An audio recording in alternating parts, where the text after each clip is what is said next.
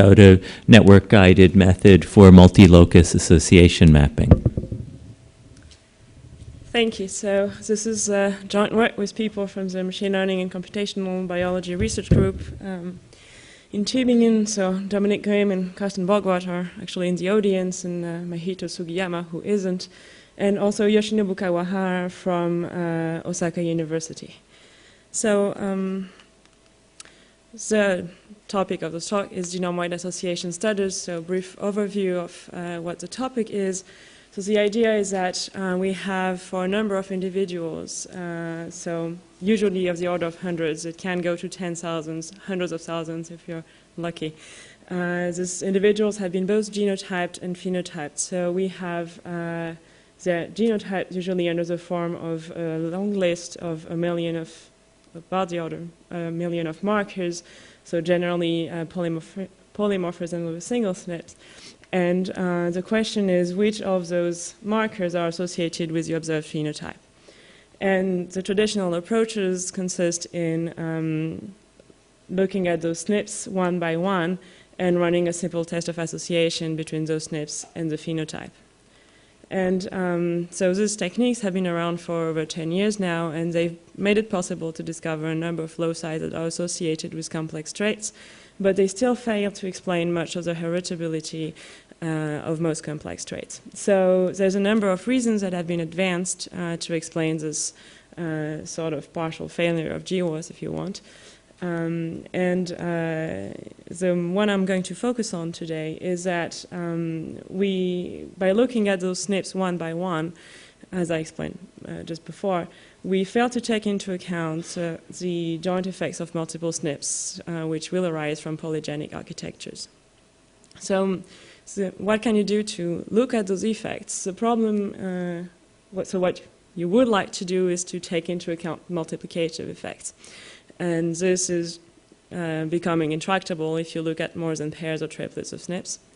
But even additive models are hard to interpret. And this is a pretty strong statement. What I mean by that is that if you run one of these methods and you get back hundreds of SNPs in your genome that are associated with your phenotype, it's a bit hard to understand what's the biological meaning behind that. So what we usually do is to try to integrate some sort of prior knowledge to guide the SNP discovery. And so the traditional approach would be to do some sort of pathway-based GWAS, where you actually only look at SNPs in certain pathways that you suspect to be associated with a trait you're interested in. And the problem with that is that it gets a bit circular. You rediscover SNPs in things that you already knew were interesting. So what we're trying to do is imagine you have a network over those SNPs, so that like here. What we're trying to do is to automatically discover those sets of interesting SNPs that are associated with a phenotype under the assumption that they will be somewhat connected in that network. So when I talk about network over SNPs, a few examples can be the following. So you can connect to one another SNPs that are nearby on the genetic sequence. So that's kind of simple approach that gives you actually just a line, and finding subnetworks of this network is actually finding subsequences of the genomic sequence that are associated with your phenotype. But more interesting is to this gene membership network where SNPs that are in or near genes get connected to one another. And finally, if you have some gene-gene interaction network, you can derive a SNP-SNP network by connecting to one another SNPs that belong to interacting genes in that network. And so in that case, the hope would be to recover pathways, so SNPs along pathways associated with your phenotype.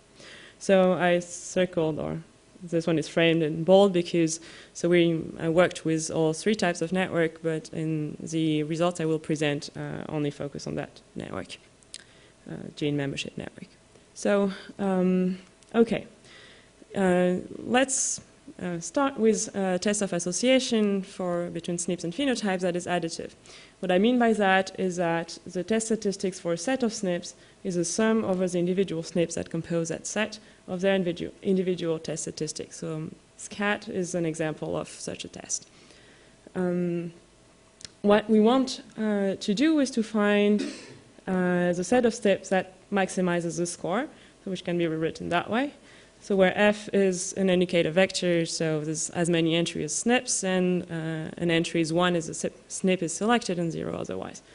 Okay, so we want to maximize association. We also want to find a small number of associated SNPs. If we're selecting half the genome, we're not going to be able to interpret much out of that. So we enforce that with a term that counts how many SNPs are selected. So the larger this term, and the more SNPs we select, and the smaller this term with a negative sign in front.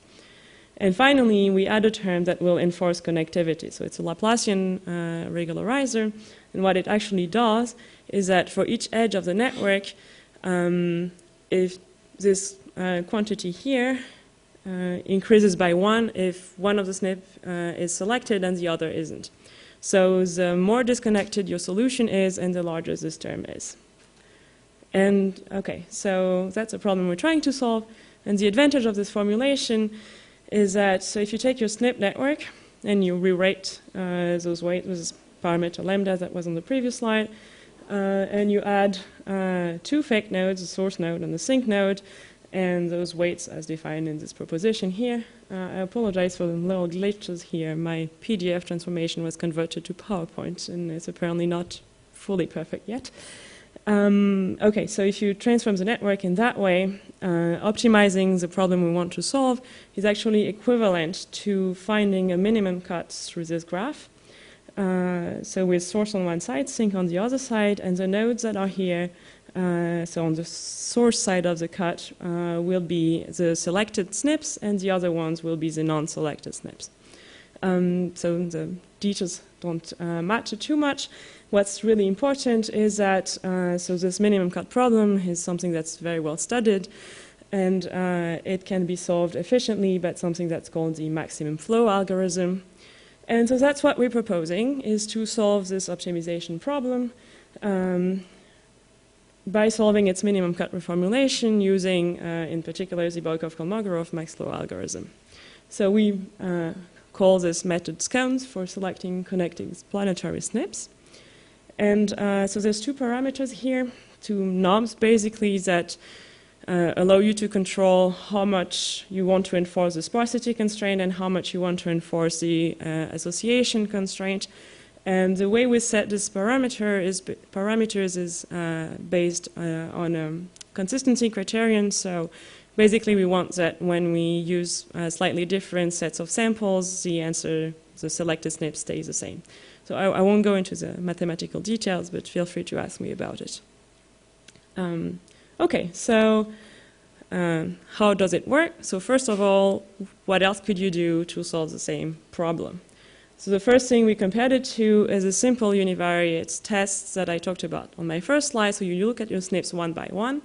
You run a simple test of association. So it's one locus at a time. It doesn't use any network information. The second thing you can do is to move to multi-locus methods, still not using any network information. The very classical thing to do is to use a lasso. So what this does is you model your phenotype Y as a linear combination of your SNPs, G, and you estimate those weights, so the weights of your linear regression, such as to minimize the prediction error between your true phenotype and your predicted phenotype.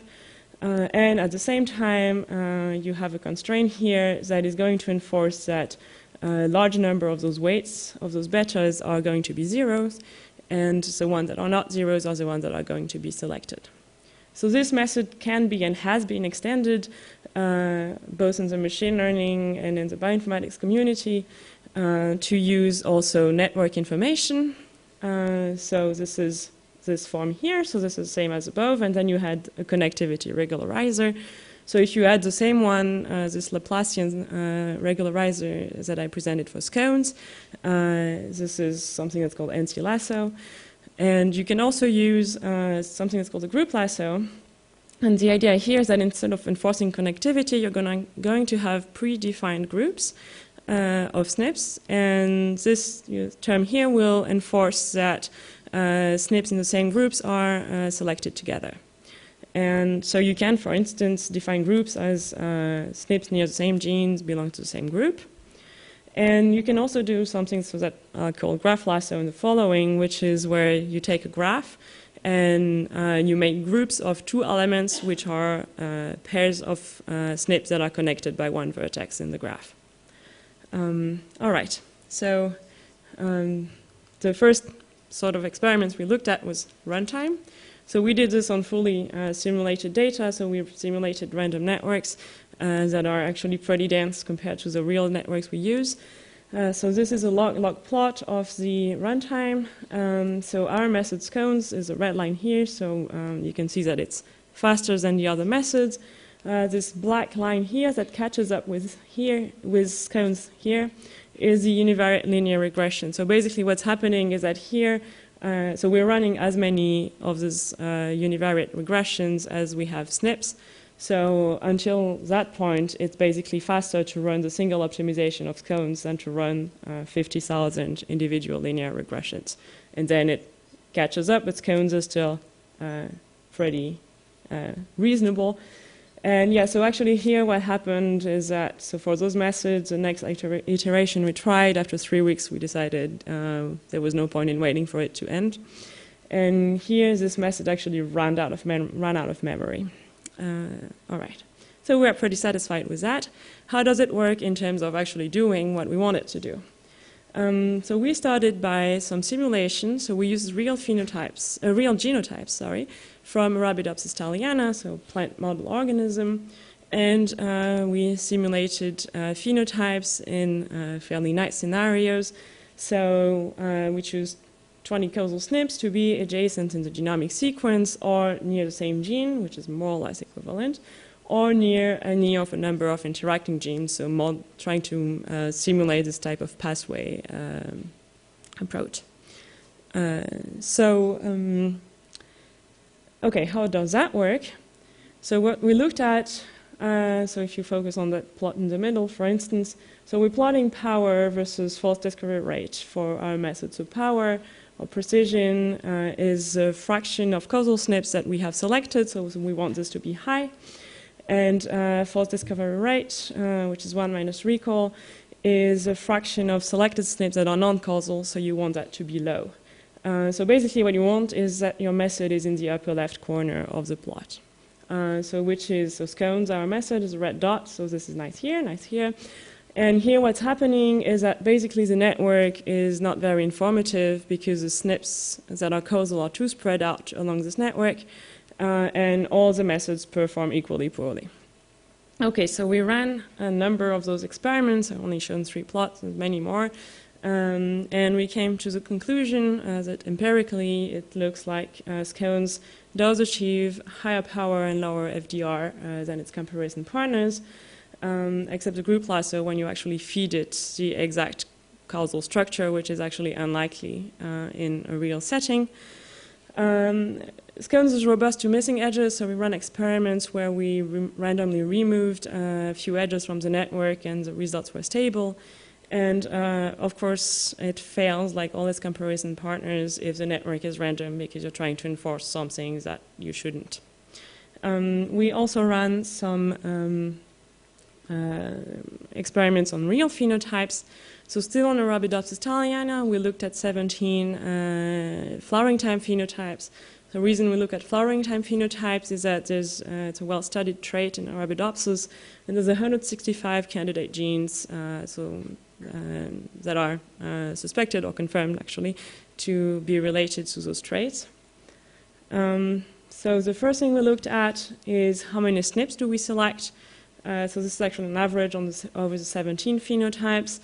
So all the network-guided methods, so scones and the lasso-based things, select about the same number of SNPs, which is larger than the what will be selected by non-network-guided methods, just because you kind of enforce that if you're selected, your neighbors in the graph will be selected. But what's interesting about it is that, so we looked at where those SNPs are in the genome, and it turns out that the SNPs selected by scones are near many more different candidate genes than those selected by the lasso approaches. So instead of having all our SNPs packed in one region of the genomes, we're able to explore the whole genome. So that was also pretty interesting. And finally, we looked at how predictive those selected SNPs are of the actual phenotypes. So we looked at the fraction of variance explained by those SNPs that we had selected. And so here I'm only showing 2 phenotypes that are representative of what's happening over the 17 phenotypes. So in about half of the cases, the network information isn't that useful, or the network-guided methods actually do worse than lasso with no network information. And in about the other half, it looks like the network information is actually helping, and in that case, scones is outperforming the other methods. So all in all, still looking pretty good. All right, so that's the idea behind scones. I hope I have convinced you that scones does indeed select connected explanatory SNPs, and that it is a nice way to incorporate large network over SNPs into genome-wide association studies. Scones is efficient, so it runs fast, and faster than other methods. It's effective, so it does indeed recover truly associated SNPs, and it's also robust in particular to missing edges. The code is available from our website. For now, we have MATLAB code. We're working on a Python version that might be out there someday. Get in touch if you are interested. Okay, so I still have time to tell you about a lot of possible future extensions of that work. Yeah, we'd be interested in using other sorts of regularizers on the networks and other sort of structure information that networks. Interesting question, how do you define the SNP networks? Can you actually learn the SNP network at the same time as you optimize your association?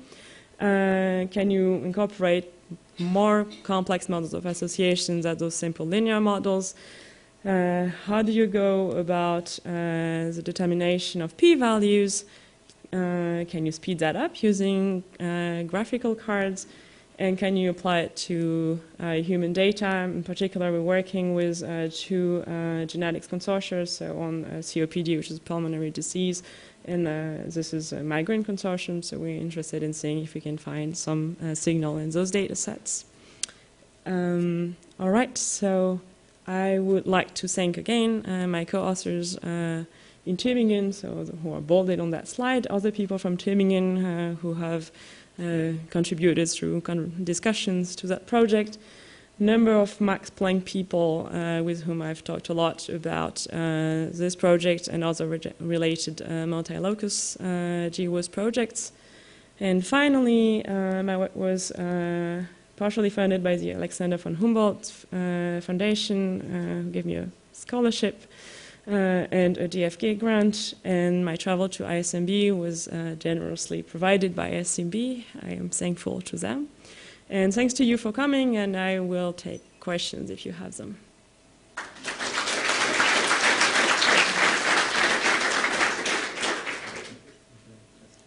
Yeah. Did you consider the link disequilibrium between the SNPs and the locus? Suppose there's some SNPs, for example, they have 1,000 SNPs linked together, and do you think that those kind of situations will influence your model because it may change all the terms in your object functions? Yeah, so the question was about linkage disequilibrium and the effect it has on our method. So we're not doing anything explicit to model linkage disequilibrium. What's actually happening is that the sparsity constraint that we use will enforce, depending on how strongly you set it, can at least enforce that you do not select correlated variables, which means that you actually only select one representative SNP per block. Of course, if your network is actually strongly connecting SNPs that are in an LD block, this will have the opposite effect. Yeah. I hope I just didn't overhear it or something, but I wonder what type of network do you actually use? Like, is it a directed network and undirected? Is it weighted? And if so, how do you weight it? And also, I think an important question is where to actually connect the sink and source to.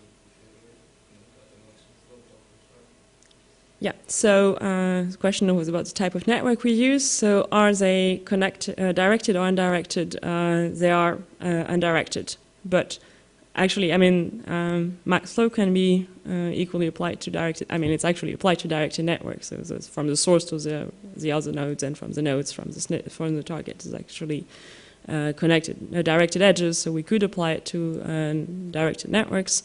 Although I'm not sure how we would define directed networks between SNPs. I mean, unless we have really good regulatory information, for instance. Are the networks weighted or unweighted? So in this work, we've used unweighted networks. The math is exactly the same if you have weighted networks. And we've also applied it to weighted networks in work that's been submitted.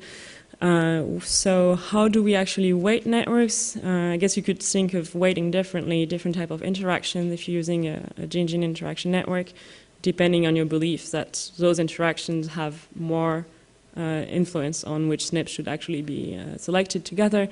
What we actually did was when we built this SNP network based on gene-gene interaction networks, we still use the full genomic sequence, or where we connect one SNP to each of its neighbors on close neighbors on the genomic sequence as an underlying network. That's what allows us to jump from one part of the network to the other. But we've weighted this genomic sequence with lower weights at the edges that came from gene-gene interactions. There was another question, or? Yeah, so actually maybe I should go back to that slide. So the question was, how do we connect the source and the sink exactly to the network? And so yeah, it's all in that proposition. So basically, so Ci is a term of association, eta is this parameter. If Ci minus eta is positive, so for each of the SNPs I, you connect the source to the SNP. And if it's negative, you connect the SNP to the sink with so eta minus Ci as a weight.